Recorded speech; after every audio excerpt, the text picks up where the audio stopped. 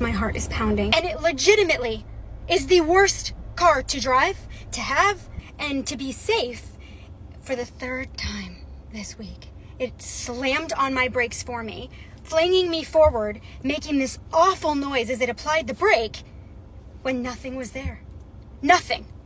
This car is the worst car I have ever had in my entire life. I bought my dream car. Today I'm getting rid of it. Audi Q5. I was obsessed with the color, the model. It was literally everything that I wanted, but I went in completely blind. No research, no negotiation, and I was easily persuaded. Now a year later, I realized it wasn't for me. And don't get me wrong, like, it's a beautiful car. Nobody really talks about what comes with it though. The way people treat you changes, and it's not always in a good way. Some people start acting weird, almost like they feel intimidated by you or something. Like, on top of that, you can't even move the same anymore. The amount of money I've made after buying these cars and the amount of networking and people I've gotten connected with has been paying for itself. Also, all these cars I've bought have gone up in value or have held their value since owning them. I am your host, Miss Bree, to this video series called What's Going On in the World. I've come across some pretty interesting clips, y'all, and this is about people who regret buying their dream car. What's your dream car? I'm going to be sharing my hot takes on this topic, and I want y'all to do the same in the comments below. Let's watch these clips together. I'm literally pulled over right now because my heart is pounding because my Mercedes believes that it knows more about driving than I do, and to be safe for the third time this week. It slammed on my brakes for me, flinging me forward, making this awful noise as it applied the brake when nothing was there. Nothing.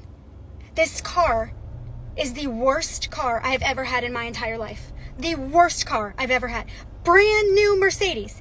And it legitimately is the worst car to drive, to have. I don't know what to do. I don't know how to make it stop. What's scary is this is a brand new vehicle and it's slamming on a brake like that. Have y'all ever had issues with your vehicle acting crazy right after purchasing it?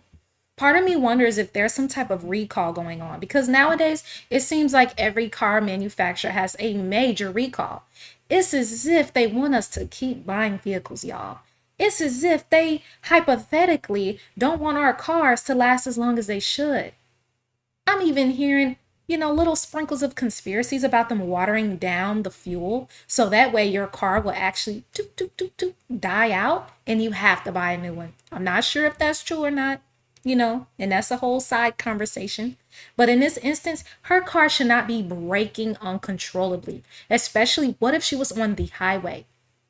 If you were driving fast and you brake unexpectedly, really intensely, your car would literally flip forward. It would be an automatic accident. Thank God she's okay, but that's scary. She's not going to really be able to drive at normal speeds if she's going too fast, especially on a highway. If she's having this issue with her car, y'all, this is extremely dangerous. The feeling that you get when you think you have backed into something and your car just stops in the middle of the road because it sensed something.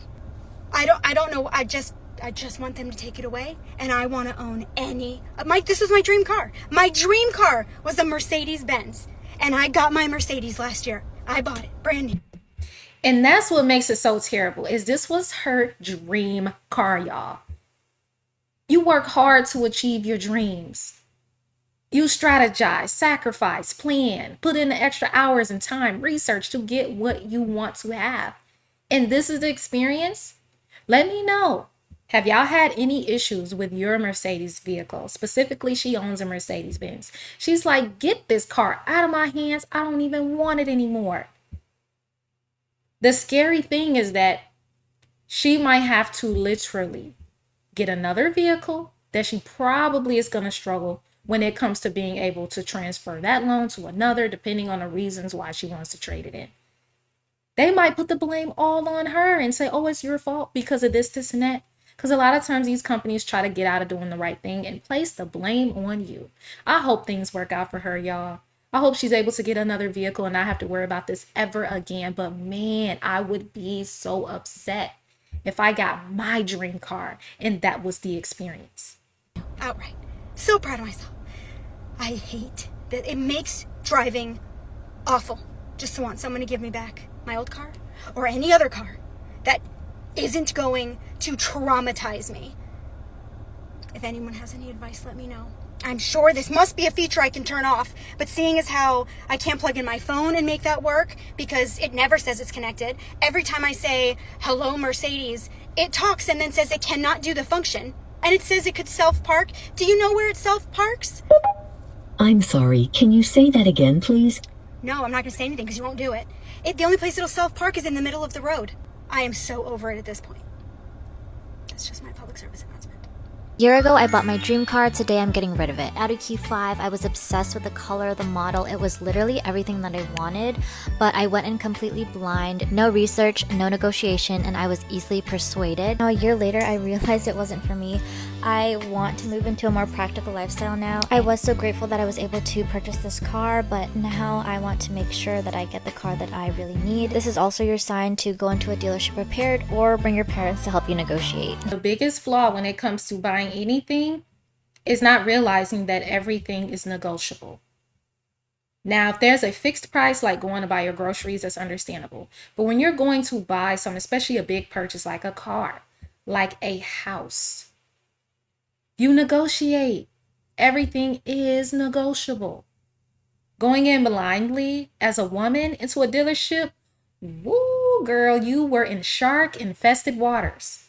Most salesmen that work at a car dealership are men. And a lot of times they have a bias towards the women that they sell their vehicles to. They know if you ain't got an advocate with you, if your father is not there or boyfriend or significant other, a male figure, okay, someone there that can be your advocate, they know that they can try to get over on you, especially if you come across young and naive. They probably gave her a sky-high interest rate too on her loan. Woo! What's the interest rate on your car loan? Do you own your car? Did you lease it? Did you have to trade it in for another vehicle? Was it acting crazy like the previous lady with her Mercedes? Let me know. What car troubles are you dealing with right now? What are you doing to remedy the situation? Because in this case, she's just going to have to trade in this vehicle for another. Hopefully, if she can, renegotiate her car lease agreement, which I highly doubt she's going to be able to lower whatever interest rate they gave her. But man, getting your dream car and not being what you want is absolutely terrible. Before I got this car, I thought I was upgrading my life, and don't get me wrong, like, it's a beautiful car, but nobody really talks about what comes with it though. The way people treat you changes, and it's not always in a good way. Some people start acting weird, almost like they feel intimidated by you or something. Like, on top of that, you can't even move the same anymore. Like with my Honda, I could park anywhere and not think about it twice. But with this Benz, oh, I gotta think about where I park, if it's gated, like if somebody's watching my car, all that. I'm not just leaving my car anywhere like that I can't see. It's like, yeah, you upgrade, but you gotta move different. When you have a car that's perceived as valuable, you can't just park it on any random street. It will usually be a target for vandalism, okay? Especially being that so many people now are homeless, especially in major cities. If you're parking it in a busy area where there's a lot of homelessness, you might get your car broken into, especially if it's perceived as valuable, whether it be a Mercedes or a Tesla or a Cadillac. And don't let it be a luxury car, y'all. Woo! It better be in a secured garage, somewhere parked, valeted, because a lot of times people will sit on your car, scratch it up, take pictures pretending it's theirs, especially if it's a sports car. Let me know down below. What's your dream car? Is it a sports car? Is it a certain type of luxury vehicle? Or are you just happy rocking with what's going to get you from point A to point B? Let me know in the comments. There's a huge difference between being a car enthusiast and somebody who just likes cars. So I own 3 of my dream cars and I love each and every one of these. Every time I drive one of these cars, I fall in love with it all over again because it is so fun and they all have such different characteristics. I put about 5,000 miles on this car, another 3,000 on this car, and 3,000 on that car. And I also mod the living out of my cars as well. Not only are they fun to drive, but as an investment standpoint and just a business strategy, it's really good. If you are a car enthusiast, to know the right type of car to purchase, the right type of modifications to do to it, and having a network of people you could trade your car with. A lot of times people buy their dream car not thinking of those things because it's just a personal accomplishment that they want to achieve. And nothing's wrong with that. I think that if you have a desire to have luxury things, you should strive for it. That desire wouldn't be on your heart and in your mind unless it was something that's meant for you. You just have to find a way to make that become a reality. In this instance, he's basically saying, look, a lot of people regret purchasing their dream car or vehicle because they don't think about an exit plan or a strategy in regard to owning it.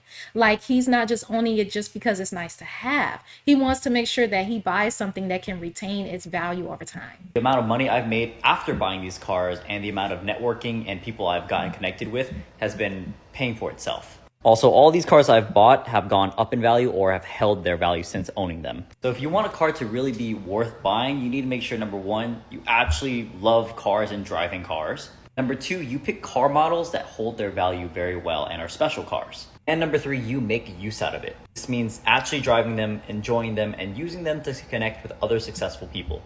So be sure to check out my other videos here. I don't want y'all to miss my next video, so I'll see you next time.